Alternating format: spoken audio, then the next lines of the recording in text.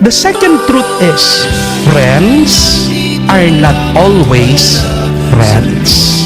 Hindi lahat ng kaibigan mo ay kaibigan mo talaga.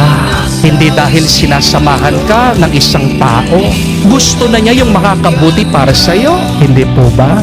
Hindi dahil magkasama kayo, parehas na kayo ng direksyon sa buhay. Hindi dahil pinapatawa ka ng isang tao, na palalakasin ka din niya. Hindi dahil pinapalakpakan ka ngayon ng isang tao, na pinagdarasal ka niya. Merong mga tao, sasamahan ka habang pinakikinabangan ka lang nila. Amen? Pero pag wala na silang nakikita sa'yo, sino ka? Ganun ang ibang tao. Hindi po ba?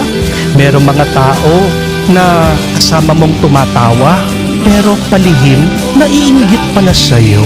Merong mga tao, niyayakap ka, pero kapag nakatalikod ka na, sinasaksak ka, sinisiraan ka. Hindi po ba? Yung tingin mong kaibigan mo, minsan ayaw kang umangat. Merong ibang tao, hindi mo alam, masama ang dasal nila sa'yo. Merong mga kaibigan mo ninanais na bumagsak ka. Kaya nga po, anong sabi ng kasabihan? Not everyone who claps for you is happy for you. Kaya mag-ingat po kayo sa mga kaibigan niyo. Be careful who you trust, because not all of your friends are really your friends. Amen?